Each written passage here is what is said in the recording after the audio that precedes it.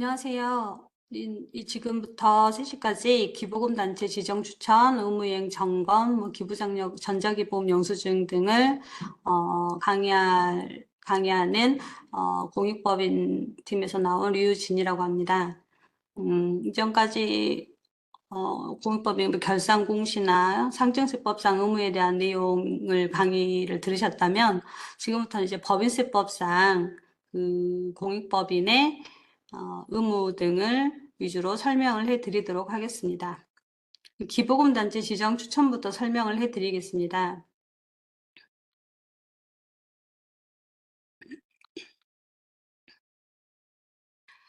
기부금 단체는 이제 세법에서 크게 두 가지 종류로 분류를 할 수가 있습니다. 첫 번째로는 세법에 열거되어서 당연하게 공익법인으로 인정을 받는 그런 이제 기부금 단체가 있고요. 두 번째로는 원래 비영리법인인데 어떤 요건을 갖추고 형식적 절차를 갖추어서 기획재정부 장관이 지정 고시한 결과 공익법인으로 인정을 받을 수 있는 그런 단체, 이렇게 크게 두 종류로 나눠볼 수가 있습니다. 당연 공익법인, 그러니까 세법에 열거가 되어서 어떤 특별한 절차 없이 그러한 공익법인에 해당이 되면은 기부금 단체로 당연하게 인정받는 단체로서는 종교법인, 그러니까 교회나 뭐 이런 데가 있겠죠. 그런 교회 같은 종교법인과 또 사회복지법인, 또 의료법인, 학교, 유치원, 어린이집 이런 데는 세법에서 이런 단체는 당연하게 기본 단체로 본다 열거가 되어 있는 것이고, 그 외에 여러 가지 뭐 장학재단, 무슨 연구재단, 무슨 뭐 지원재단 뭐 이런 데는 세법에 뭐 열거가 되어 있지는 않아요. 그런데 공익 활동을 하는 단체잖아요. 그런 공익 활동을 하는 단체들이 그러면 기부금을 적정하게 받을 수 있는 기부금 단체로 어떻게 지정될 수 있는지에 대한 내용을 이제 더 설명을 해드리려고 합니다. 그리고 저희 이제 민법상 비영리법인 등이 공익법인, 그러니까 기부금을 받을 수 있는 적격 단체로 추천이 되기 위해서는 일단 지정 추천 제도를 이용을 해야 되고요. 지정 추천 제도라는 것은 비영리법인 등이 지금 현재 상태는 이제 공익법인이 아닌 상태인 거죠. 공익법인이 아닌 비영리법인 등이 내가 하고 있는 이제 활동들이 공익 활동에 해당이 되고, 이 공익 활동을 지원을 위해서 기부금을 받고, 이 기부금에 대한 영수증을 정당하게 끊어지기 위해서 공익법인 지위를 획득을 해야 되는데, 그것을 어떻게 하느냐에 대한 절차를 이제 설명을 해드리는 겁니다. 그러면 이제 민법상 비영리법인 등이 지정받고자 하는 분기 마지막 달의 전전달 10일까지 신청을 하면 국세청이 신청을 하는 거죠. 국세청에서는 신청 서류를 다 받아서 해당 분기 마지막 달에 직전달 10일까지 기획재정부로 지정 추천을 합니다. 그러면 기획재정부에서는 이제 최종 심사를 해서 매 분기말 지정 고시를 하는 절차를 거치게 되는데요. 이 신청기한, 추천기한, 지정고시가 분기별로 이렇게 돌아가는 거거든요. 그렇기 때문에 지정, 추천 및 고시는 1년에 결과적으로 4번 이제 추천의 기회가 법인들에게 주어지는 거죠. 그러면은 1분기에 추천을 받아서 고시를 하는 것과 4분기에 추천을 받아서 고시하는 게 무슨 차이가 있느냐. 그냥 단순히 그 신청 기한의 차이일 뿐이고, 당해 연도에 고시가 된 법인은 무조건 그 해 연도 1월 1일부터 소급해서 공익법인의 지위를 인정받기 때문에, 1월 달에 신청을 하는 것과 4분기에 신청을 하는 것이 큰 차이는 없지만은 조금 더 빨리 내가 공익법인의 지위를 획득을 할 수 있다는 뭐 그런 정도의 차이점은 있을 수가 있겠습니다. 그래서 제가 올해 공익법인의 지위를 획득해서 기부금을 받아서 공익활동 사업을 좀 빨리 하고 싶다, 빨리 해야 될 필요가 있다 하는 이제 비영리 법인 등은 1분기에 신청을 하면 좋겠죠. 그리고 뭐 재지정처럼 원래 공익법인이었는데 그 지정 기간이 만료가 돼서 다시 올해 재지정을 받아야 되는 경우는 뭐 언제 하든지 1월 1일부터 소급해서 공익법인의 지위를 획득하게 되는 거니까 뭐 1, 2, 3, 4분기 중에 아무 때나 하면 되기는 하겠지만은 기왕이면 좀 빨리 하시는 게 좀 뭐 내가 공익법의 지위를 다시 내지는 신규로 획득할 수 있는지를 빨리 알 수 있게 되기 때문에 지정 추천 및 고시는 매 분기마다 진행이 되기는 하지만 되도록이면 상반기 중에 하시는 게 좀 여러모로 공익법인 쪽에서도 도움이 될 것 같습니다. 지금까지 이제 비영리 법인이 어떻게 공익법인의 지위를 획득하는가 그 절차에 대해서 간단하게 설명을 드렸고요. 신청 기간은 뭐 좀 전에 설명을 해드렸는데 한 번 더 여기 표로 좀 정리를 해보았습니다. 1분기, 2분기, 3분기, 4분기에 매년 뭐 1월 10일, 4월 10일, 7월 10일, 10월 10일 이렇게 1, 2, 3, 4분기 신청 접수 기간이 있는 거고요. 이 첫 번째 칸에 1, 4, 7, 10월 10일까지는 이제 비영리 법인이 국세청에 서류를 접수하는 기한이고요. 이 서류를 접수를 해서 국세청에서는 이제 그 다음 달, 그러니까 분기 마지막 달에 전달 10일까지 추천을 하는 거죠. 그리고 이 추천 결과를 최종 심사해서 기재부에서는 분기 말에 지정 추천한 단체들을 최종 공익법으로 이제 고시를 하게 되는 것입니다. 지정 기간이 있는데요. 한 번 지정을 하면 뭐 평생 영구적으로 지속되는 게 아니라 신규 지정인 경우에는 지정일에 속하는 연도에 1월 1일부터 3년간 지정 기간이 인정이 되고요. 재지정인 경우에는 6년간 인정이 됩니다. 그래서 신규 지정인 같은 경우에는 이제 지정일에 속한 연도에 3년간, 예를 들어서 2021년도에 내가 신규 신청을 해서 지정 고시가 됐다. 그러면은 21년 1월 1일부터 공익법인의 지위를 획득하게 되는 거겠죠? 그때부터 3년간이니까 21, 22, 23년 12월 31일까지는 나는 신규 지정의 지정 기간에 해당되어 가지고 공익법인의 지위를 획득을 하게 되는 것입니다. 그러면 24년부터는 공익법인의 지정 기간이 이제 만료가 되는 해잖아요. 그러면은 이때 재지정을 받아야 되는데, 그러면 언제 재지정을 받아야 되는지, 내가 지정기간 만료일은 23년 12월 31일인데 23년 12월 31일 전에 해야 되는 건지 아니면 끝나고 나서 그 다음에 재지정 신청을 해야 되는지 좀 많이 헷갈려 하시거든요. 이 경우에는 지정 기간이 만료된 이듬해 1분기, 2분기, 3분기, 4분기 중에 어느 분기를 선택하셔가지고 재지정 신청서를 접수를 하시면 되겠습니다. 그래서 올해 재지정 신청 대상은 23년 12월 31일로 지정 기간이 만료된 그런 이제 공익법인이나 단체들이 24년에 재지정 신청을 하면 되고요. 재지정과 신규 지정에 대해서 이제 정확하게 우리 법인이 내 단체가 지정 기간이 언제 끝나는지 모르는 데가 많이 있어요. 지금 화면이 지금 안 나오나요? 지금 신청 기간, 지정 기간 멈춰 있는 거 맞아요. 이제 여기에서 계속 설명을 드리고 있는 부분이고요. 지정 기간을 이제 잘 모르는 단체들이 있어서 제가 우리 지정 기간을 어디에서 확인할 수 있는지 좀 사이트를 좀 알려드려 볼게요. 저는 기획재정부 홈페이지에서 저희가 단체 고시가 되고 있거든요. 지금 알려드리는 것은 이제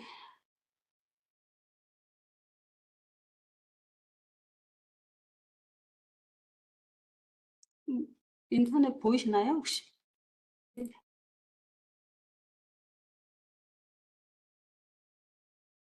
지금 알려드리는 건 지정 기간을 조회하는 거를 좀 알려드리려고 제가 기획재정부 홈페이지로 들어온 거고요.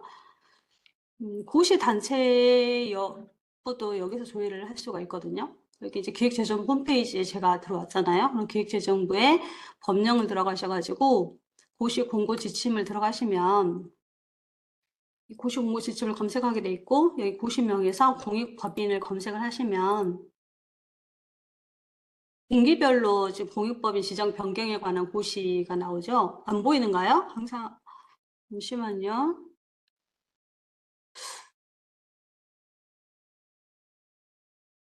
보이시죠? 예, 보입니다. 지금 저 공유되고 있는 걸로 확인이 나오거든요. 음, 일단은 이 공익법인으로 이렇게 고시를 검색을 하시면 분기별로 쭉 고시된 내용이 나오죠. 그러면 이제 여기에서 나는 이제 단체죠. 우리 단체가 확인할 수 있는 거는 예를 들어서 내가 24년 1분기에 공익법인 지정 추천 서류를 접수를 했어요. 접수를 했는데 내가 공익법인으로 지정 고시가 됐는지 안 됐는지 가장 빨리 확인할 수 있는 방법은 이 기획재정부 홈페이지에서 확인하는 거거든요. 그러면은 24년 1분기에 공익법인 변경에 관한 고시 제목을 눌러보면 첨부 파일이 7개가 있죠, 여기. 첨부 파일, 뭐, 부침 1, 2, 3, 4, 5, 6, 7. 첨부 파일을 눌러보면은 1분기 보시면은 1번 보면 1분기 공익법인 지정 변경에 관한 고시가 나오죠. 그러니까 여러분들이 이제 1분기면 1월 10일까지잖아요. 작년 10월 11일부터 올해 1월 10일까지 24년 1분기 공익법인에 관련된 지위를 획득하기 위해서 이제 우리 단체가 지정 추천 서류를 집어 넣었단 말이에요. 그러면 이 1분기의 고시는 이제 3월 말, 올해 같은 경우는 3월 31일에 이제 공일이었기 때문에 3월 29일에 고시가 된 거고, 내가 고시 결과를 빨리 알고 싶어요. 그럼 기재부 홈페이지에 여기 고시 1번으로 들어가가지고 파일을 열어보시면 이제 한글 파일로 명세가 쭉 나오거든요. 여기서 내가 이제 우리 단체 이름이 있는지 보는 거죠. 우리 단체 이름이 있는지 보시고, 예를 들어서 우리 단체 이름이 이렇게 뭐 나왔다고 쳐요. 첫 번째가 뭐 재단 한기장 문화재단인데, 제가 한기장 문화재단이라고 보죠. 그러면은 저희 재단 같은 경우는 저 바로 윗줄에 있죠. 공익법인으로 인정되는 기간이 24년 1월 1일부터 26년 12월 31일 3년간인데, 여기 같은 경우는 이제 4, 5, 6이가 3년간이니까 신규 지정인 거죠. 신규 지정. 그러면은 이때 이제 여기에서 이제 확인을 할 수가 있는 거예요. 우리는 이제 신규 지정이니까 이렇게 26년 12월 31일까지가 지정 기간이구나. 그러면은 26년 12월 31일까지 기부금을 받아도 세법상 문제가 안 되는 거죠. 근데 27년에 받으면 안 되는 거예요. 27년부터는 공익법인이 아니니까. 그러면 이제 공익법인으로 내가 다시 위치를 획득하고 싶다 그랬을 때는 좀 전에 보여드렸던 것처럼 이렇게 재지정 신청을 다시 해야 되는 거죠. 이 신규 지정 때와 똑같은 절차를 거쳐서 재지정 신청을 하시면 그때부터는 이제 6년간 공익법인의 지위를 획득을 하시는 거고, 6년이 지나면 또 재지정 신청을 하셔서 계속 공익법인의 지위를 이제 뭐 유지해 가면서 공익 활동을 하시면 되는 것입니다. 지금까지 설명을 해드린 건 이제 세법상 이제 뭐 학교, 어린이집, 뭐 의료법인처럼 뭐 열거되는 당연 기부금 단체가 아니라 일반 비영리 법인이 공익 활동을 하고자 할 때 어떻게 공익법인으로 재정 추천을 받아서 고시가 되는가, 그리고 고시가 되면은 언제까지 유효한가 이런 내용을 설명을 해드린 거고요. 이제 그러면 내가 어떤 요건을 갖춰서 어떤 서류를 접수를 해야 되느냐에 대해서 설명을 해드리도록 하겠습니다. 공익법인이라서 공익법인의 가장 큰 혜택은 뭔가요? 그죠? 이제 기부금은 이제 무상으로 어떤 현금이나 현물 등을 내가 받는 거잖아요. 그러면 일반 사람들이 무상으로 무언가를 받았을 때는 세법에서는 다 증여세를 부과를 하죠. 근데 공익법인은 공익활동을 한다는 이유로 이제 무상으로 기부금품을 받아도 증여세를 면제해주는 혜택이 있죠. 그렇게 큰 혜택을 제공하기 때문에 이 무상으로 받은 이제 금전을 공익활동에 쓰는 것을 이제 관리 감독하는 게 어떻게 보면은 이제 국세청의 역할이고, 지정 추천 단계에서는 그렇게 할 수 있는 어떤 조건들을 다 갖춘 그런 법인들에게만 어떤 지정 고시를 해주겠다라는 그런 취지가 있기 때문에 지정 요건이 있는 거예요. 그래서 그렇게나 나 비영리 법인이고 내가 공익활동 하겠어. 그렇게 해가지고 추천 신청 서류를 접수를 하면 뭐 추천이 되는 게 아니라 이 지정 요건을 다 뭐 충족을 하셔야 되는데, 첫 번째부터 읽어보도록 할게요. 단체 유형에 따른 다음 요건을 충족할 것 되어 있는데 1, 2, 3이 이제 뭐 단체 유형이에요. 1번 같은 경우는 민법상 비영리 법인, 2번 같은 경우는 사회적 협동조합, 3번 같은 경우는 공공기관 법률에 따라 직접 설정기관. 이 1, 2, 3의 유형별로 이 법인들은 이 바로 밑에 줄에 있는 요건을 충족을 해야 되는 겁니다. 1번 같은 경우는 민법상 비영리 법인이다. 나라는 단체가 민법에 따라서 설립된 비영리 법인이면은 내가 정관의 수입을 공익 목적으로 사용하고 수혜자가 불특정 다수여야 한다는 내용이 포함이 되어 있어야 돼요. 그 요건이 정관 요건이 충족이 돼야 되고, 나라는 단체가 사회적 협동조합이다. 그러면 협동조합 기본법의 93조 1항 1호부터 3월 사업을 수행을 해야 되는 것입니다. 이 요건이 충족이 안 되면은 지정 추천에서 이제 추천 배제가 돼요. 추천 안 해주는 거죠. 고시 명단에서 누락이 되는 거죠. 나라는 단체가 3번 공공기관 법률에 따라 직접 설정 기관이면 뭐 설립 목적이 이렇게 뭐 사회복지 같은 공익목적 활동을 수행해야 되는 것이고요. 이렇게 단체 유형에 따른 요건을 첫 번째로 충족을 하고 나면 두 번째 요건도 충족을 해야 돼요. 이 공익법인의 재산을 해산할 경우에 자녀 재산을 국가 등에 귀속시킨다는 내용이 또 정관에 포함이 되어 있어야 됩니다. 국가하고 그 유사한 비영리 법인 등의 귀속을 시켜야 된다는 내용이 문구로 이제 명확하게 기재가 돼서 정관에 들어가 있어야 되고요. 세 번째로 단체 홈페이지를 개설을 해야 됩니다. 단체 홈페이지를 왜냐하면 이제 공익단체잖아요. 공익법인이잖아요. 공익법인이기 때문에 국민 누구나가 이 공익법인이 어떻게 운영되는지를 이제 투명하게 볼 수 있는 어떤 창구가 있어야 돼요. 그 창구 역할을 하는 홈페이지를 이제 다 개설을 해야 되는 것이고요. 그 홈페이지를 통해서 그냥 기부금을 어떻게 썼는지, 기부금을 얼마나 이제 기부금 수입이 얼마나 있었고, 기부금을 어떻게 썼는지에 대한 실정을 이제 공개한다는 내용이 정관에 포함이 되어 있어야 됩니다. 이게 방가로 1번부터 3번까지는 정관에 이런 내용들이 다 들어가 있어야 되는 거고요. 방가로 4번 보면은 선거 운동을 한 사실이 없을 것라고 되어 있는데, 공익법인이니까는 이제 사회적으로 공익 활동을 해야 되는 거지, 이게 정치적인 활동을 하면 안 되기 때문에 선거 운동을 한 사실이 없어야 된다라는 이제 요건이 들어가 있는 거고요. 방가 5번 보면 지정 취소된 경우 취소일로부터 3년이 경과했을까. 그러니까는 이제 그 기재부로부터 공익법인의 지위를 획득했는데 어떤 뭐 상증세법상 1천만 원 이상의 증여세 추징이 딸지 어떤 요건에 해당이 해서 기재부에서 공익법인 지정을 취소하는 단체들이 있어요. 그럼 그 취소한 단체들은 이제 취소한 때부터 이제 바로 공익법인의 지위를 상실을 하게 되는 거잖아요. 그러면은 그렇게 내가 공익법인 지위를 한 번 상실을 하면 평생 난 공익법인이 못 되느냐, 그런 건 아니고 취소일로부터 이제 3년이 경과하면 그때 다시 지정 추천 신청을 할 수 있다. 1, 2, 3, 4, 5의 요건을 이제 다 충족한 그런 단체만 지정 추천 신청을 할 수가 있고요. 서류는 어떤 것을 접수를 하느냐, 8가지 서류를 접수를 하는데, 일본 공익법인의 추천 신청서, 이건 뭐 법정 서식이죠. 뭐 신청을 누가 하는지 이렇게 기재하는 법정 신청서고, 이거는 국세청 홈페이지에서 다운받을 수 있는 서식입니다. 2번 같은 경우는 법인 설립허가서, 여기는 이제 그 법인들이 가지고 있겠죠. 내가 어떤 등록을 해서 법인이 설립되었는지 그런 등록사항을 증명할 수 있는 서류를 제출을 하셔야 되고요. 세 번째는 이제 정관을 제출을 하셔야 되는데, 정관에 좀 전에 설명드렸던 지정요건이죠. 방가로 1번부터 3번. 뭐 지정요건 동그라미 1에서 동그라미 3이라고 되어 있는데, 이게 방가로 1에서 방가로 3번이에요. 방가로 1에서 방가로 3번까지 내용, 즉, 뭐, 단체 유형별로 요건을 충족하고, 해산 시 자녀재산 귀속, 또 홈페이지 개설 기본 실적 공개에 대한 내용이 정관에 다 포함이 되어 있어야 됩니다. 이 내용이 포함되어 있지 않으면 추천이 배제가 됩니다. 네 번째로, 최근 3년간 결산서 및 해당 사업연도 예산서를 제출하셔야 돼요. 이거는 뭐 주무관청에 보통 이렇게 제출을 하는 그런 단체들이 많기 때문에 주무관청에 제출하는 그런 서류가 있으시면 그대로 제출을 하시면 됩니다. 설립 후 1년 미만 법인은 뭐 신청 달에 직전월까지의 뭐 월별 수입 지출 내역서로 제출이 가능하시고요. 동그라미 5번에 향후 3년, 재지정 신청 5년 동안 기붕을 통한 사업 계획서도 제출을 하셔야 되고요. 6번째로 공익법인의 의무이행 준수 서약서를 제출하시면 됩니다. 의무이행 준수 서약서는 뭐 크게 뭐 별다른 건 아니고 뭐 내가 공익법인으로서 이런 의무들을 잘 준수하겠다라고 이제 서약하는 거고요. 7번 기부금 모금 및 지출을 통한 공익활동 보고서를 제출하셔야 되고, 8번 선거운동 사실 여부 확인서를 제출하셔야 되는데, 8번 같은 경우는 사실 뭐 법령에 뭐 열거된 필수 첨부 서류는 아니에요.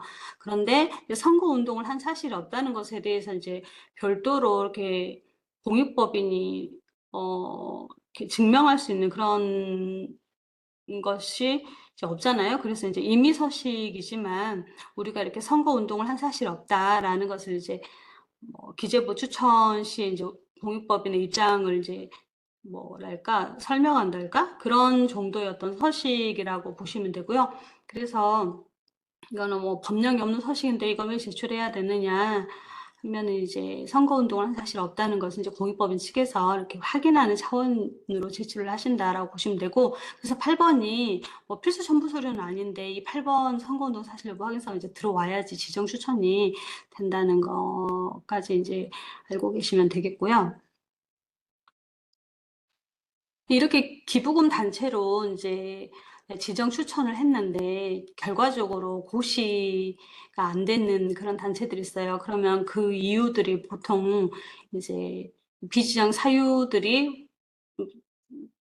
여러 가지가 있는데 가장 크게는 이제 정관의 목적 사업에서 이제 정관 요건을 위배한 경우거든요. 다시 아까 정관 요건을 보면은 여기 반가로 1에 동그라미 1번을 보면 민법상 비영리 법인은 이제 수입을 공익 목적에 사용해야 하고 수혜자가 불특정 다수여야 한다는 요건을 충족해야 된다 했잖아요. 근데 이 정관상에 불특정 다수가 아니라 어떤 특정 회원의 권익보, 회원의 복리 증진, 우리 무슨, 공익법인의 어떤 특정 회원들한테만 활동 지원을 하고, 역량 강화를 위한 워크숍을 회원에게만 제공한다. 이렇게 회원들이 이렇게 들어간 내용들은 불특정 다수를 위한 공익 활동으로 저희가 보지 않기 때문에 지정고시 폐지가 된다고 보시면 되겠고요. 수혜자도 이제 수혜자란 말은 이제 공익사업의 혜택을 제공받는 거죠. 위에는 이제 목적 사업이고 밑에 기타 정관에서는 수혜자가 회원이거나 회원 자녀로 이렇게 특정이 되면 이것도 불특정 다수에게 이렇게 수혜를 해야 한다는 어떤 공익법인의 정관 요건을 위배한 거기 때문에 지정이 되지 않습니다. 그리고 기부금 모금의 활용실적 공개가 정관에 있어야 된다고 했죠. 근데 이 정관에 그런 규정이 없으면 이 규정이 없는 이유로도 기재부 지정 추천이 배제가 될 수 있습니다. 해상 규정도 마찬가지죠. 자녀 재산을 유사단체, 국가 등 비영리 법인에 귀속한다. 지방자치단체 등에 귀속한다. 라고 되어 이게 뭔 말이냐면은 해상 규정에서 자녀 재산을 유사단체에 귀속한다라고 되어 있으면 이게 지정이 안 된다는 이야기예요. 그러니까 무슨 뜻이냐면은 국가나 유사한 목적을 가진 비영리 법인에 귀속해야 된다라고 되어 있어야 되거든요. 근데 유사 단체에 귀속한다라고 되어 있으면은 이게 이제 세법상 법인과 단체를 구분하면서 표현을 하고 있기 때문에 자녀 재산을 유사 단체에 귀속한다라고만 되어 있으면은 지정이 안 됩니다. 그럴 때는 이제 비영리 법인, 그러니까 유사한 목적을 가진 비영리 법인에 귀속한다라고 이제 정관을 고치셔야 되는 거죠. 국가나 지방자치단체 등의 귀속이라는 말도 국가 등은 이제 국가와 지방자치단체를 포함하는 말이라고 괜찮은데 지방자치단체 등 하면 이제 지방자치단체 산하의 다른 기관까지 포함이 되기 때문에 국가나 지방자치단체에 귀속한다라고 이제 명확하게 이제 해상 규정을 이렇게 정관에 표시를 해줘야 되는데 이게 조금 애매하고 어려우시면은 법령에 문구가 그대로 들어가 있어요. 자녀 재산은 국가 및 유사한 목적을 가진 비영리 법인에 기속해야 한다라는 문구가 있을 것이라는 법령 문구가 있는데 그 법령 문구를 그냥 그대로 갖다 쓰시면은 해상 규정으로 인해서 지정이 안 되는 일은 없을 겁니다. 이제 마지막으로 기타 사유로 종교법인으로 지정 불필요 이렇게 되어 있는데 제가 맨 처음 설명드렸잖아요. 그 공익법인으로 인정을 하는 것을 크게 두 가지 분류로 볼 수 있는데 세법상 열거가 돼서 당연 공익법인으로 보는 법인과 기재부에서 지정 추천을 받아야 공익법인으로 보는 단체가 있다라고 말씀드렸는데 이렇게 종교법인 같은 경우는 첫 번째 설명드렸던 세법에 열거되어 있어서 당연하게 공익법인으로 보는 그런 단체라고 볼 수가 있죠. 근데 지정 추천을 또 하면 안 되겠죠. 이미 공익법인의 지위를 획득한 그런 단체인데 기부금 단체로 다시 지정 추천해서 공익법인 지위를 다시 획득하겠다고 하는 어떤 형식적인 것이 되기 때문에 이런 당연 지정 기부금 단체는 종교법인이나 학교 어린이집 유치원 같은 당연 지정 법인 단체는 이제 지정이 불필요한데 지정 추천을 했기 때문에 지정이 안 되는 것이죠. 또 공익목적 기부금도 마찬가지인데 공익목적 기부금은 우리가 기부금 단체는 지정 추천을 해서 이제 각 단체별로 요건이 적합한지를 보고 기재부에서 고시를 하잖아요. 그런데 기재부에서 그런 어떤 단체의 적합 판정의 어떤 추천을 건너뛰고, 그러니까는 단체 신청이 없이 이러이러한 기부금은 공익 목적 기부금으로 우리가 볼 테니 이런 공익 목적 기부금으로 사업을 하는 단체는 그냥 공익법인으로 본다라고 고시한 것들이 있어요. 그렇게 고시한 공익 목적 기부금 단체는 이제 지정이 불필요한 거죠. 왜냐하면 이미 고시가 되어 있으니까. 그럼 이제 공익 목적 기부금 단체는 그러면 어떤 거냐? 내가 그런 단체에 해당되는지 나는 어디서 확인할 수 있느냐라고 했을 때, 제가 어디서 확인하는지 한 번 더 알려드릴게요. 아까 보셨던, 기재부 홈페이지에서 보는데, 그죠? 이 기재부 홈페이지잖아요. 좀 전에 우리가 내가 고시 결과를 어디서 보느냐 했을 때 들어왔던 똑같은 이제 기재부 법령의 고시 공고 지침에 보면은 이 첨부 파일 1번부터 7번까지 갔잖아요. 근데 우리가 좀 전에는 1번 내가 추천했을 때 어떤 결과를 이제 1번 고시에서 확인했는데 공익목적 기부금을 7번에서 확인하시면 됩니다. 공익목적 기부금의 범위 있죠? 이걸 열어보시면은 기재부에서 그냥 뭐 이런 단체로부터 서류를 따로 받지 않고 그냥 이러이러한 기부금으로 사업하는 데는 그냥 공익법인이야라고 이제 고시를 해놓은 거예요. 쉽게 말해서. 그러면은 1번부터 여기 쭉 나와 있으면은 뭐 50번까지 있는데, 예를 들어서 나라는 단체가 새마을금고법에 따라서 설립된 새마을금고의 차량의 좀돌이 운동 을 위해서 그 기부금을 수령하고 그 기부금을 가지고 사업을 하는 그런 뭐 사랑의 좀돌이 운동이라고 해요. 나란 단체가. 그러면 이 사랑의 좀돌이 운동 단체는 별도로 지정 추천을 안 해도 되는 거예요. 이 공익 목적 기부금으로 이미 지정이 되어 있기 때문에요. 그런 식으로 이제 여기에서 뭐 여기에 있는 데는 약간 좀 특수 목적의 공익 사업들이 많은데, 이런데 혹시나 뭐 공공기관 같은 경우는 해당이 되는지 한번 보시고 여기에도 없고 그러면은 이제 제가 지금까지 설명해드렸던 공익 목적 제가 지금까지 설명드렸던 지정 추천을 하는 거죠. 지정 추천 신청을 해가지고 고시가 되는 거죠. 그래서 이제 종교법인이나 공익목적 기부금은 이미 이제 공익법인으로의 지위가 획득이 되어 있기 때문에 지정이 불필요한데, 지금 추천을 하면은 이제 비지정이 된다. 이렇게 이제 이해를 하시면 되겠습니다. 이제 두 번째로 기부금 단체 의무이행 여부 보고에 대해서 설명을 해드릴게요. 지금까지는 제가 공익법인, 그러니까 법인세법상 기부금 단체로서 지금 두 개의 분류가 있댔죠. 첫 번째는 이제 당연 공익법인이라고 해서 세법에 열거되어 있는 종교, 학교, 의료법인, 유치원, 어린이집, 사회복지법인 이런 데에는 세법이 열거되어 있기 때문에 뭐 추천이나 이런 절차 없이 그냥 그 사업을 하고 있으면은 당연 기부금 단체가 된다. 그런데 그 외에 공익활동을 하는 데는 이렇게 지정 추천을 받아서 고시를 받아야지 공익법인이 된다라고 설명을 드렸고, 그러면 이 공익법인들이 이렇게 공익법인의 지위만 획득하고 가만히 있으면 되느냐?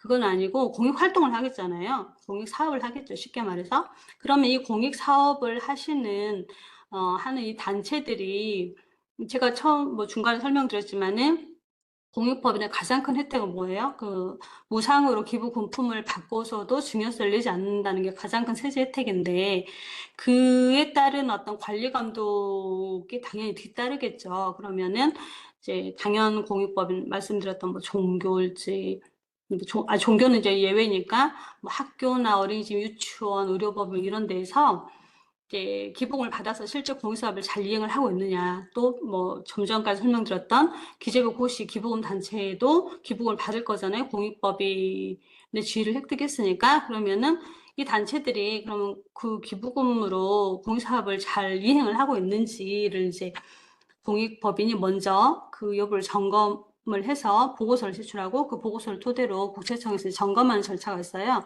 그 부분에 대해서 이제 설명을 해드리도록 하겠습니다. 이제 의무 이행 여부 보고서라는 어떤 이제 서식을 토대로 해서 공익 활동을 제대로 수행하고 있는지를 이제 매년 공익법인이 보고하는 거고요. 보고 대상으로는 종교단체와 기부금 없는 어린이집과 유치원을 제외한 학교 사회복지법인, 또 기부금 있는 어린이집 유치원, 그리고 뭐 좀 전에 설명드렸던 기재부 지정 고시 단체, 이런 단체들이 이제 공익법인의 어떤 보고 대상이 되는 거고요. 이제 보고 기한은 이제 결산서류 공시나 출연재산 보고서처럼 사업연도 종료로부터 4개월 이내에 보고를 하시면 됩니다. 보고 절차는 관할 세무서에 보고를 하시면 되는데, 이게 옛날부터 있었던 보고거든요. 그런데 이제 이게 주무관청에 항상 보고를 하셨는데 22년부터 이게 국세청으로 업무가 이관이 됐어요. 그래서 22년 이전에는 주무관청에다가 보고했던 업무를 22년부터는 이제 국세청에 보고를 하면 되는 거고, 전자제출하고 싶으시면 이제 홈택스에서 하시면 되는 거죠. 의무이행 여부 보고를 안 하면 이제 지정 취소 대상이 돼요. 이제 당연공익법인, 그러니까 학교법인이나 의료법인처럼 뭐 세법에 열거되어 있는 데는 어떤 지정 취소라는 개념이 없죠. 이제 그런 데는 이제 명단 공개 대상이 되는 거고, 기재부로부터 지정 고시를 받은 단체인데 이렇게 의무이행 여부 보고를 안 하면 지정 취소 대상이 되기 때문에 상당히 큰 불이익을 받는 거잖아요. 그렇기 때문에 의무이행 여부 보고는 조금 잘 챙겨서 결산서류 공시나 출연재산 보고 때 이렇게 같이 보고를 해주시면 되고요. 지금 보고 대상과 의무 사항이 있는데, 이 의무 사항을 1, 2, 3, 4, 5, 6, 7, 8, 9, 쭉 나와 있는데, 뭐 이것을 막 다 외울 필요는 없어요. 외울 필요는 없고, 이러한 내용들은 사실은 공익법인이면 당연히 해야 되는 내용이기는 하거든요. 근데 좀 일단 읽어보고, 이 의무사항에 대한 의무이행 여부 보고를 홈택스에서 어떻게 하는지 잠깐 이렇게 시연하는 시간을 좀 갖도록 하겠습니다. 일단 공익법인의 뭐 지켜야 될 의무사항으로는 첫 번째로 지정기부금 단체의 경우에는 법인령 39조 1항 뭐 과목계 뭐 1부터 3 충족 이렇게 되었는데, 이게 뭐 이렇게 어렵게 쓰여 있지만은 제가 맨 처음 설명드렸던 여기 동그라미 1, 2, 3 있죠? 동그라미 1, 2, 3에 대한 내용이에요. 이 동그라미 1, 2, 3 이렇게 단체 유형별로 이런 내용들을 다 이제 충족을 해야 되고, 두 번째, 뭐 해산 자녀재산 국가기소 홈페이지 개설 기부금 실적 공개 있잖아요. 이 가로 반가로 1, 2, 3 이런 내용을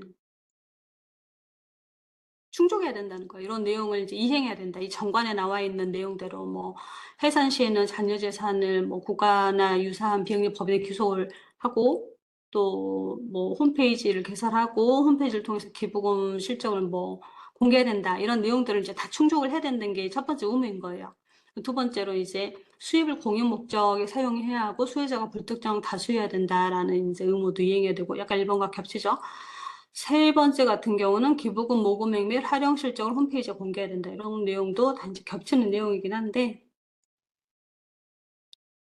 지금까지 이제 다 설명을 드렸던 거죠. 이게 이런 의무를 이행해야 된다. 이 의무가 뭐 수행하기 어렵거나 까다롭거나 그런 것은 아니잖아요. 공익법인이니까 당연히 해야 되는 것들이고, 네 번째도 단체 또는 대표자 명의로 선거운동 사실이 없어야 되고, 이거는 지정 추천 때도 선거운동을 한 사실이 없다는 것을 저희가 이제 보고를 하고 지정 추천하기 때문에 4번까지도 뭐 당연하게, 그리고 또 수월하게 이제 이행이 돼야 되는 의무고요.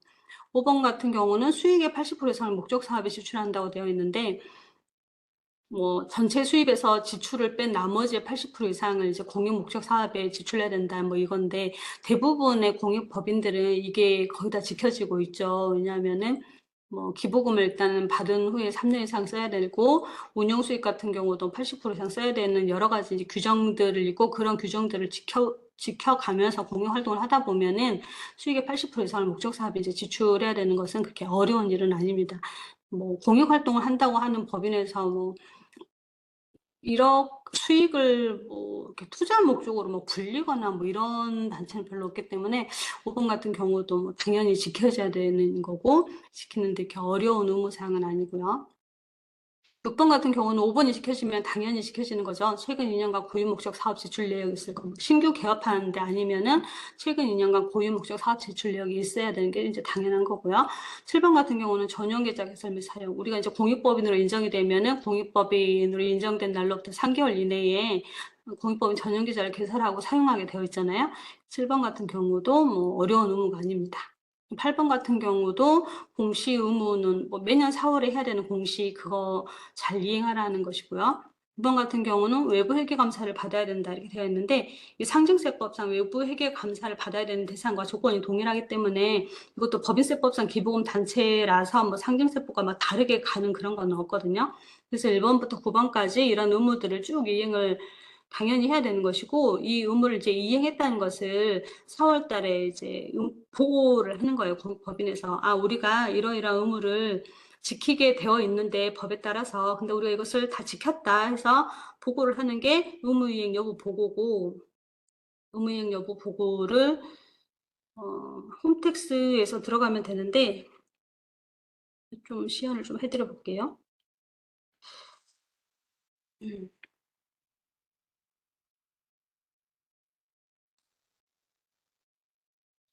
보이시죠? 보통 이제 여러분들 뭐 결산서류 공시 같은 거 하면 홈택스에서 하시잖아요.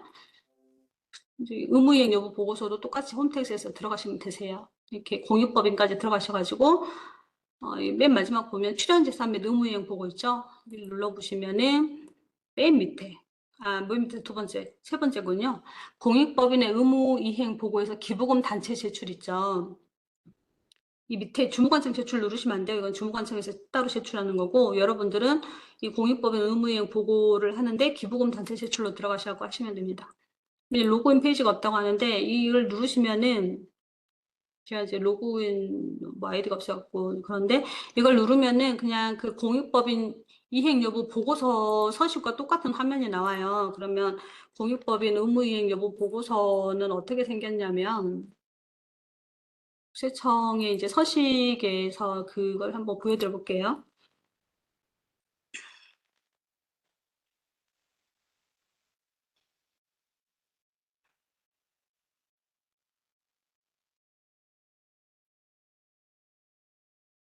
약간 홈택스로 들어가면 이거랑 똑같은 내용의 화면이 나오거든요.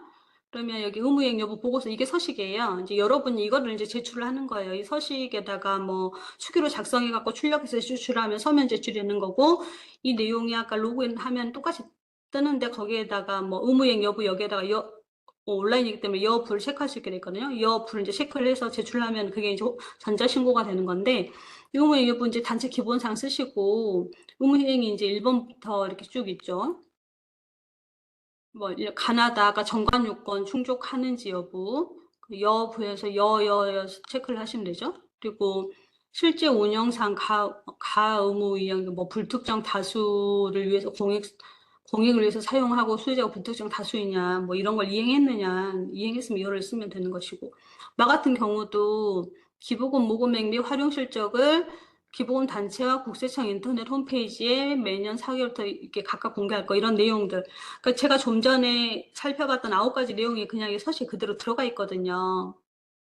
근데 이제 설명을 드리면서 제가 부연 설명을 드렸지만 이게 이런 것들은 당연히 사실은 지켜져야 되는 것들이거든요. 당연히 지켜지고 있는 거고 그래서 당연히 이제 지키셨다. 그럼 여기는 이제 체크하셔가지고 이 연호를 쓰고 제출하시면 그게 이제 의무이행 여부 보고가 이제 종결이 되는 거예요. 그러니까 의무이행 여부 보고 자체는 어려운 게 아닙니다. 어려운 게 아닌데 이 보고가 법인세법에 따라서 하게 되어 있기 때문에 이걸 빼먹으시면 안 돼요.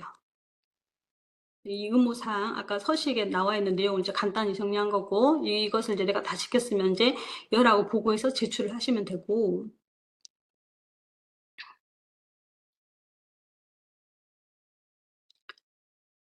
그럼 의무이행 여부 보고를 안 했을 때 어떤 불이익이 있느냐 하면, 이 단체가 맨 처음에 이제 말씀드렸죠. 단체가 두 개로 나눠진다 했죠. 이 가로 2번에 보시면은 당연 일반 기부금 단체, 기재부 지정 일반 기부금 단체 이렇게 나와야 되잖아요. 당연 일반 기부금 단체는 세법에 열거되어 있다.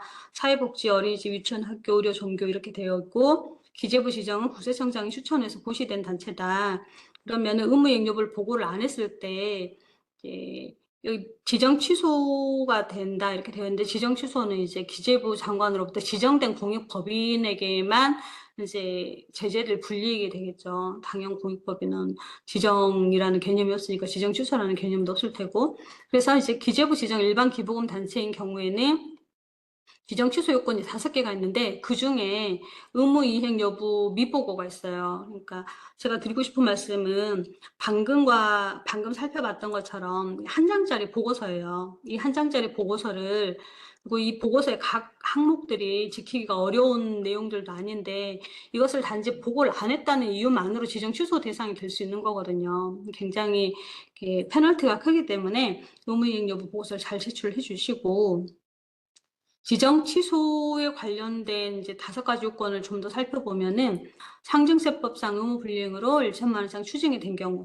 근데 이제 이게 고지서가 나와서 납부한 걸 추징이라고 하거든요. 근데 이제 우리가 1천만 원 이상 의무 불이행으로 1천만 원 이상 고지가 될 것 같긴 한데, 내가 그 전에 어떤 공익법인에서 이거 정말 몰랐는데 좀 자진 시정의 의미로 먼저 신고하고 납부한 경우에는 추징으로 보지 않아서 의무 불이행이 아닌 것으로 이제 뭐 해주는 예규가 있기 때문에, 혹시나 이제 공익법인들이 사실 세법에 대해서 잘 모르잖아요. 세무대리인들도 많이 어려워하는 부분이고, 그래서 이제 의무 불이행으로 1천만 원 이상의 어떤 고지세액이 나왔다 손 치더라도 그때 이제 증여세를 이제 자진 신고 납부하면 지정 취소까지는 안 가기 때문에, 혹시 그런 경우가 있으면은 반드시 자진 신고를 먼저 하시고 납부까지 하셔야 돼요. 납부까지 다 하셔야지 이제 의무 불이행의 추징으로 안 들어가기 때문에, 그런 경우에는 이제 자진 신고 납부하면은 좀 가만히 된다라고 이제 알고 계시면 되겠고요. 두 번째로 공익 목적 위반, 의무사항 위반. 뭐 이것은 뭐 당연한 거죠. 공익 사업 하라고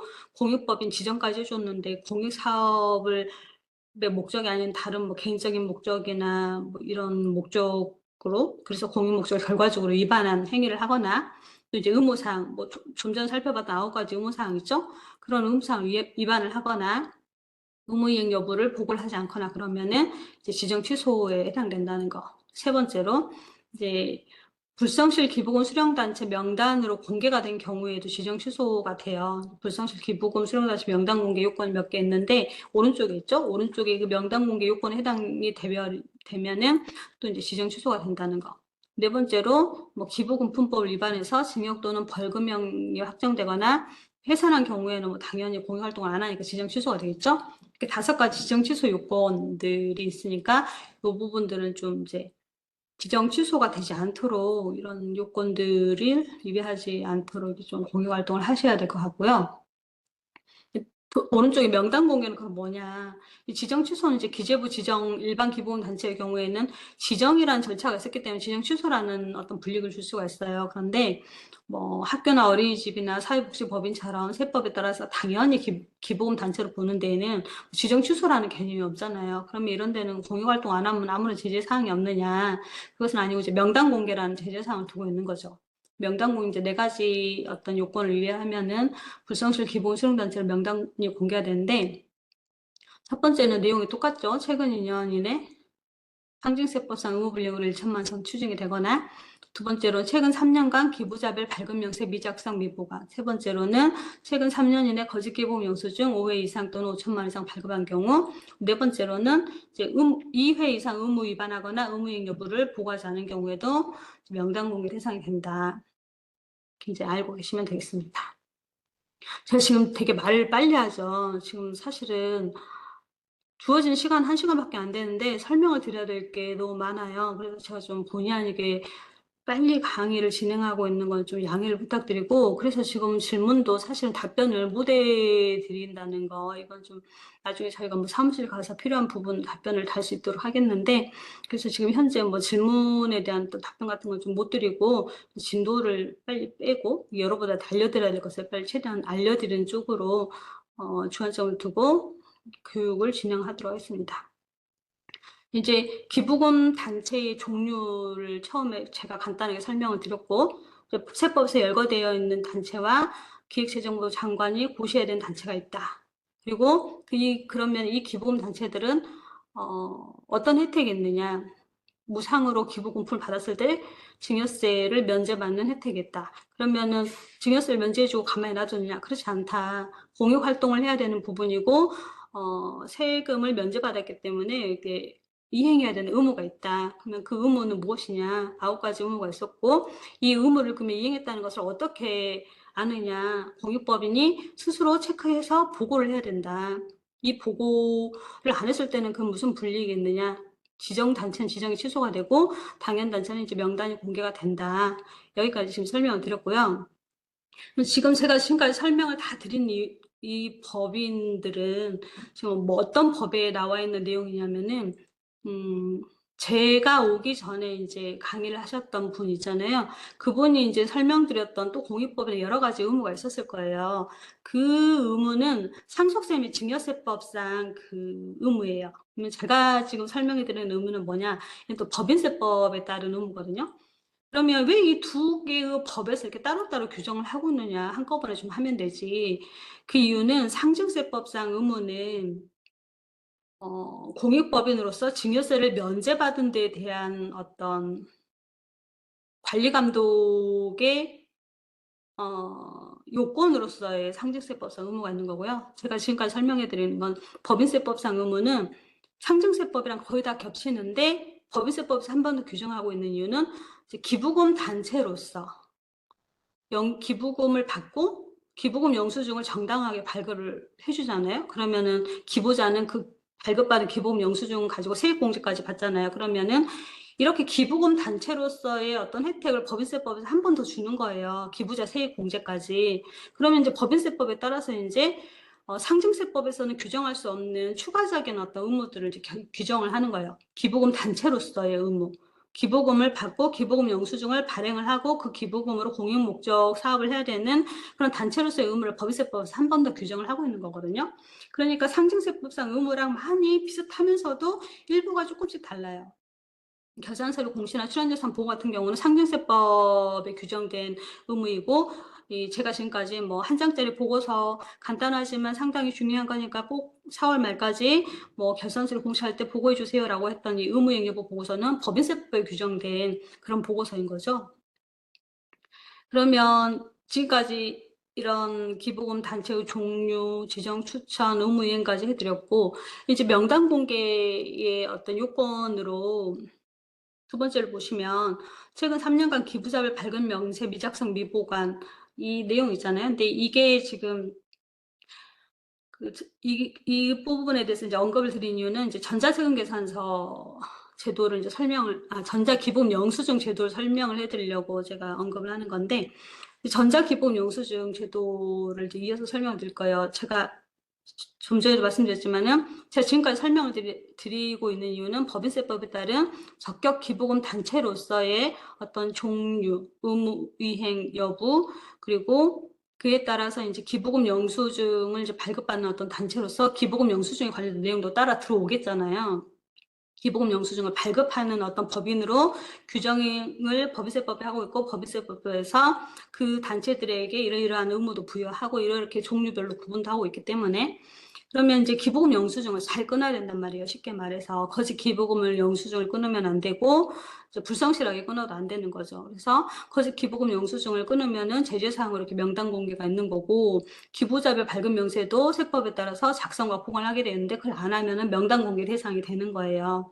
그런데 이런 것들이 사실은 기부금 단체로서 당연히 해야 되는 거지만은 그동안의 어떤 수기 작성, 그리고 수기 기록물에 대한 어떤 보관, 그리고 기부금 영수증을 중복 발급, 뭐 고의가 아니라 실수나 누락으로, 그러니까 실수로 이제 중복 발급 또는 누락 발급 이런 이제 많은 어떤 기부금 영수증에 관련된 어떤 불편 사항들이 있었죠. 그래서 국세청에서 전자기부금 영수증 제도를 이제 도입을 하게 됩니다. 그래서 전자기부금 영수증 제도에 대한 내용을 잠깐 설명을 해드릴 거예요. 전자기부금 영수증은 좀 전 설명드렸던 여러 가지 이제 불편 사항으로 인해서 홈택스의 전자기부금 영수증 발급 시스템을 구축해서 21년부터 시행하고 있는 제도고요. 이 전자기부금 영수증을 발행을 하면 뭐가 좋느냐?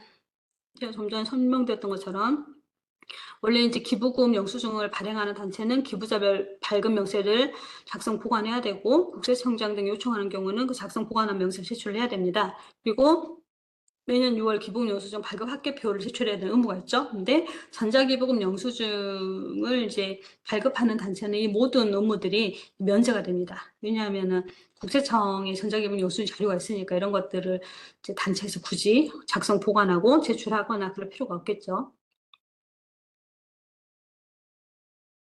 기부자도 이렇게 연말정산 할 때나 소득세 신고할 때, 법세 신고할 때 전자기본 영수증 자료가 전자세금계산서 자료처럼 자동으로 뜨거든요.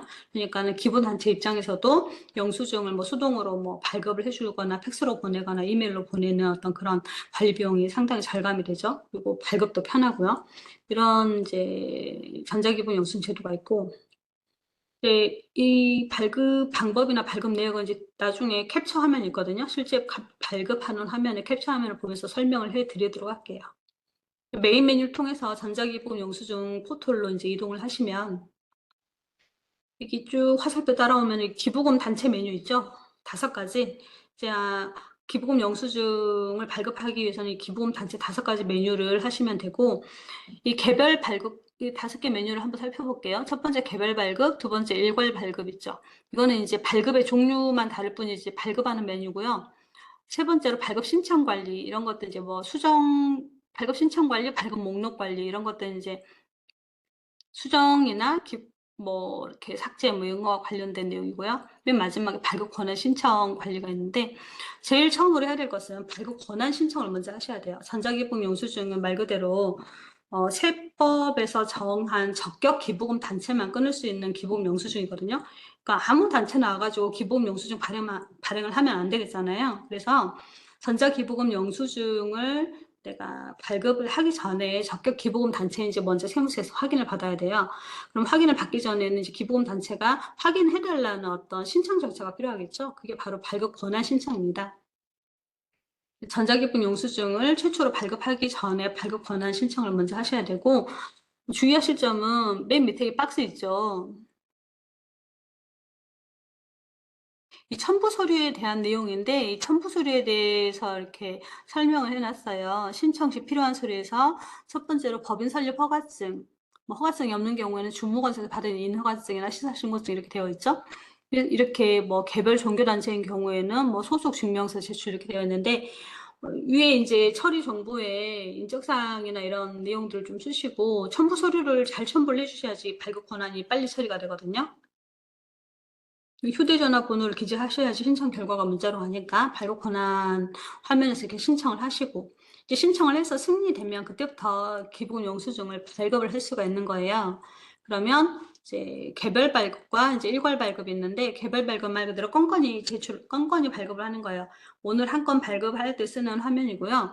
여기 동그라미 1번에 보면 기부금 단체 근거 법령을 이제 드롭박스로 선택을 하게 되었는데, 이 1번에서 어떻게 선택하느냐에 따라서 이 3번의 법정 기부금이냐 지정 기부금이냐 자동으로 세팅이 되거든요. 그러니까 1번을 잘 선택을 하셔야 되고, 다른 학교나 유치원 이런 것들은 나와 있기 때문에 선택하는 게 어렵지 않을 거예요. 그리고 기재부 지정 같은 경우는 법인세법 어쩌고저쩌고 막 이렇게 좀 길게 써 있거든요. 법령명이. 그래서 좀 어려울 것 같은데, 문구 같은 거 보시고 기재부 지정 단체 이런 거 있으면 그거 선택을 하시면 돼요. 기재부 지정고시 단체 같은 경우는.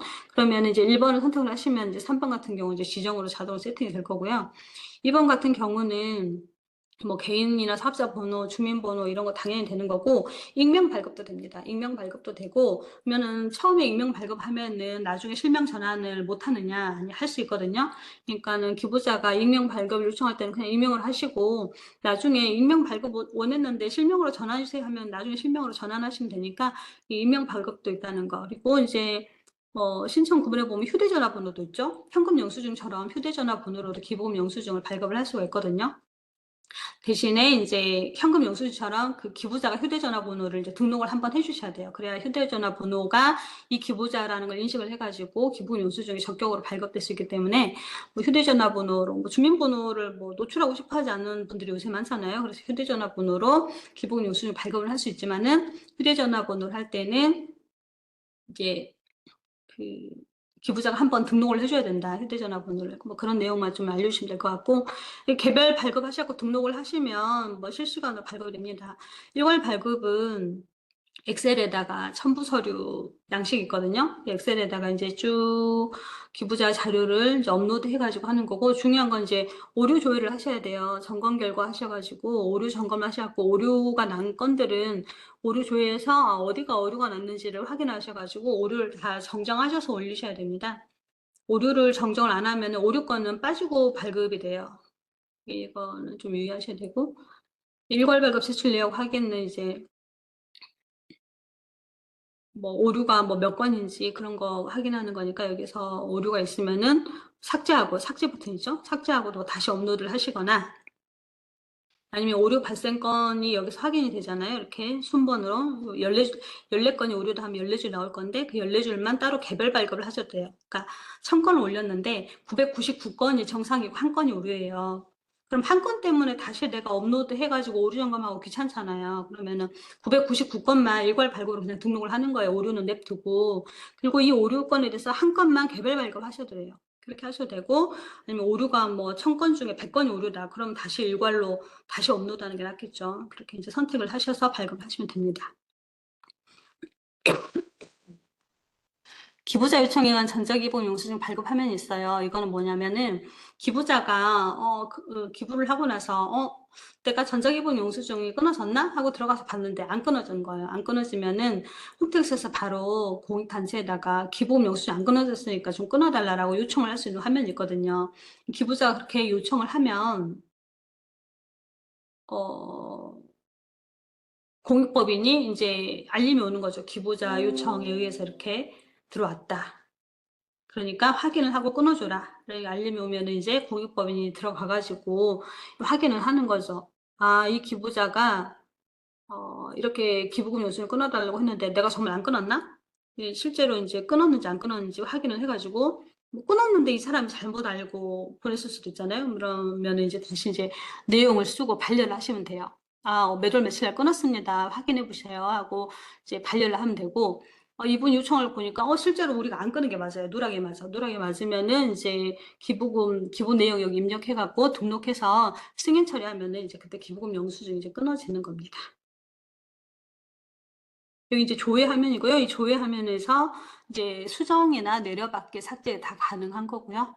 여기에서 이제 필요한 것들은 건별로 수정을 이제 하시는 거고, 이제 일괄 화면에서 삭제나 다시 업로드를 해야 된다는 거, 여기에서는 개별로밖에 안 된다는 거, 그렇게 알고 계시면 되겠고요. 그리고 이제 4분 남았는데, 제가 4분 동안 기부장려금 제도에 대해서 잠깐 설명을 해드리도록 하겠습니다. 지금까지 이제 제가 설명해 드렸던 걸 다시 요약을 해드리면은 세법상, 그러니까 법인세법상 기부금 영수증을 끊을 수 있는 단체는 크게 이제 두 개로 이제 분류할 수가 있다. 당연 기부금 단체, 뭐 종교, 학교, 의료, 어린이집, 사회복지법, 유치원 이런 데는 세법에 열거된 당연 기부금 단체이다. 그리고 이제 그렇게 세법에 열거가 안 되어 있는데 공익 활동을 하고 싶으면은 일정한 요건을 갖추어서 재정 추천이라는 제도를 통해서 추천 신청을 하고 기획재정부 장관으로부터 고시를 받아야지 공익법인의 지위를 획득하게 된다. 그렇게 해서 이제 당연지정, 기재부 지정이라는 이제 공익법인이라는 법세법상 어떤 큰 카테고리 안에 들어오면 나라는 단체는 이제 공익법인이기 때문에 세법상 이제 기부금을 이제 받고 증여세를 면제받는 한편 이 면제받은 증여세 재원이 되는 기부금으로 공익활동을 해야 되는 거죠. 공익활동을 내가 잘하고 있는지 그런 것들을 이제 관리감독기관인 국세청이 보고를 해야 되는데 상증세법에 따라서는 출연재산 보고나 결산서류 공시라는 절차를 통해서 보고를 하면 되는 것이고 법인세법에 따라서는 의무이행 여부 보고서라는 어떤 서식에 의해서 내가 9가지 의무사항을 잘 이행했는지 확인하고 이제 보고를 하면 되는 것이다. 그 다 세 개 다 매년 4월 말까지 하는 것이고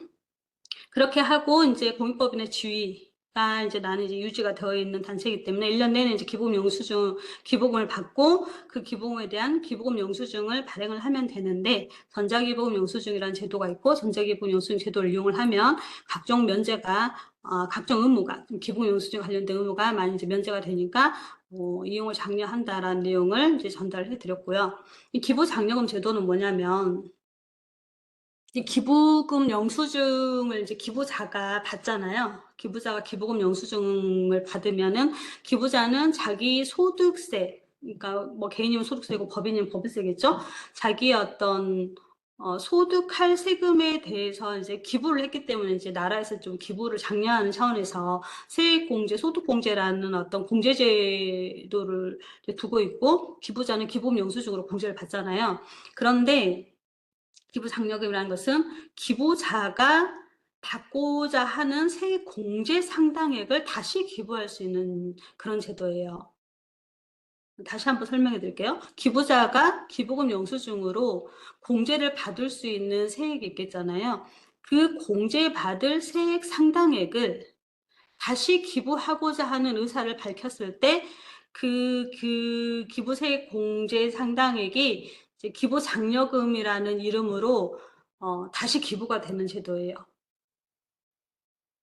이게 기부장려금이라는 제도고요. 그러면 이제 기부장려금은 실제로 어떻게 하느냐. 일단은 요건이 이제 두 개가 맞아떨어져야 돼요. 첫 번째는 기부장려금 단체여야 돼요.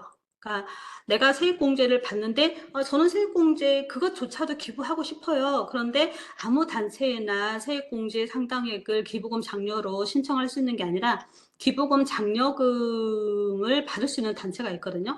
기부금 장려금을 받을 수 있는 단체도 기획재정부 장관이 고시하는 단체예요.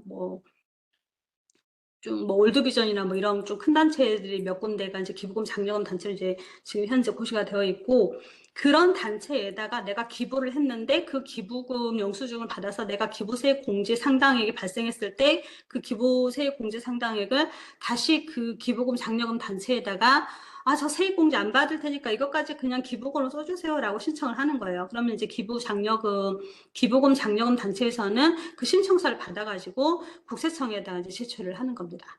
맨 밑에 이제 신청 및 지급 절차가 있죠. 기부자는 기부장려금을 지정된 기부장려금 단체에 기부하고자 하는 경우에 기부장려금 신청서를 기부장려금 단체에 제출하는 거예요. 그러면 기부장려금 단체는 우리 단체에 기부까지 했는데 세액공제 상당액까지 다시 기부를 하겠다는 이제 고마운 기부자님들의 기부장려금 신청서를 받죠. 받아가지고 이제 계속 이제 신청 여부를 받아가지고 기부받은 해의 다음해 6월 말까지 국세청에다가 기부장려금 명세를 제출하는 거예요. 이 좀 도표로 제가 간단하게 그려왔는데, 첫 번째 회색 박스는 기부금 단체 지정 추천에 관련된 내용이니까는 이건 안 보셔도 되고, 기부자부터 보죠. 기부자가 첫 번째로 장려금을 이제 신청을 하는 거예요. 기부 시에. 저는 세액공제 상당액조차도 기부하겠습니다. 라고 기부 장려금 단체에다 장려금을 신청을 하면 기부 장려금 단체는 그것을 이제 모아요. 모아가지고 기부한 연도에 다음 연도 6월 말까지 신청 명세를 국세청에 제출합니다. 그러면은 국세청에서는 그 다음 연도 10월에, 그러니까는 기부한 시점에 다음 연도 6월에 신청 명세 들어오면은 그해 10월이죠. 그해 10월까지 장려금을 지급하는데, 국세청에서 장려금을 지급하는 기간이 이렇게 오래 걸리는 이유는 기부자 세액 공제 상당액을 장려금으로 다시 환급을 해주는 거거든요. 쉽게 말해서. 예를 들면 기부자가 세액 공제로 150만 원을 받아야 돼요. 근데 기부자가 그 세액 공제 상당액을 자기가 안 받는 거예요. 자기가 안 받으면 기부자는 그만큼 세금을 자기가 더 내는 거예요. 150만 원을. 공제를 안 받았으니까. 그러고 그 150만 원의 상당액을 그러면 누군가가 돈을 줘야 되잖아요. 기부장려금 단체로. 그러니까 국세청에서 해주는 거죠. 국세청에서 원래 기부자한테 세액공제 상당액으로 150만 원을 감면을 해줄 것을 감면을 안 받고 그 150만 원을 기부장려금 단체에 현금으로 지급을 하는 겁니다. 그런 제도이고요. 이런 제도가 사실은 좀 예전부터 있었는데 홍보가 안 돼가지고 기부장려금 단체의 숫자도 너무 적고 기부자도 이런 것들이 있는지 모르고 이제 넘어가는 경우들이 많아가지고 제가 이 제도를 이제 소개시켜주기 위해서 이제 이렇게 알려드리기 위해서 한 꼭지를 넣은 거고요. 이게 제가 설명을 기부자 입장, 기부장려금 단체 입장 두 가지를 하다 보니까 매우 복잡하게 느껴지는데, 가장 중요한 거는 기부자의 의사니까, 기부자한테 기부장려금 단체가 이런 제도가 있으니까 홍보를 하시면 돼요. 그런데 이 기부장려금 단체가 이런 제도가 있으니까 이용해주세요라고 할 때는 나라는 단체가 이미 기부장려금 단체여야 되거든요. 그러니까 내가 기부장려금 단체가 아니면 기부장려금 단체로서 맨 위에 그 회색 박스 있죠? 지정 신청 절차부터 해가지고 추천까지 받아서 나라는 단체가 기부장려금 단체로 고시가 된 다음에 기부자한테 이제 홍보를 하는 거죠. 세액공제 상당액도 저희 단체에다 기부하실 수 있어요. 라고 하면 이제 기부자는 기부자는 편해야 되겠잖아요. 기부자가 내가 세액공제 상당액을 기부하는데 막 절차가 복잡하면은 안 하겠잖아요. 그러니까 기부자는 그냥 아 그런 게 있어요? 그럼 내 것도 신청해 주세요 하고 신청서 한 장만 제출을 하는 거거든요. 기부자 입장에서는. 그럼 이제 기부장려금 단체가 이제 그걸 받아가지고 국세청에다가 제출을 하고 국세청에서 이제 환급을 기부장려금 이제 다시 받는 그런 제도인데 이제 이 교육을 듣는 단체들은 이제 공익법이잖아요. 공익법 입장에서는 기부금이 많이 들어와야지 공익활동을 원활하게 할 수가 있는 것이고, 그런 와중에서 이제 기부자의 세액공제도 다시 기부할 수 있는 장려금 제도가 있다는 것을 이제 홍보를 하시고, 그것도 좀 이용을 하시면 단체 공익활동을 하시는 공익법인들에게 좀 도움이 되지 않을까 싶어서 제가 이 제도를 이제 마지막으로 이제 설명을 해드렸습니다. 제가 이제 지금까지 설명을 드리고자 하는 바를 다 설명을 드렸고요. 제 교육 시간이 2시부터 3시까지였는데 지금 현재 시간이 3시 4분이어서 뭐 더 이상의 진행은 조금 어려울 것 같아요. 그래서 나머지 이제 Q&A 자료는 읽어보시는 걸로 하시고요. 제 교육은 지금까지 이제 여기까지 이제 마치도록 하겠습니다. 그리고 뭐 답변에 대한 설명은 좀 드리고 싶은데 시간 관계상 여의치 않아서 나중에 저희가 일괄로 뭐 서면 답변을 올리는 사이트가 있으니까 홈택스에 올리거든요. 뭐 그때 이제 답변을 좀 확인을 하시면 될 것 같고요. 지금까지 뭐 이렇게 많은 양의 강의를 빠른 속도로 이렇게 진행했음에도 불구하고 잘 따라와 주셔서 감사합니다. 지금까지 법인세법상 기본단체에 대한 강의를 마치도록 하겠습니다. 감사합니다.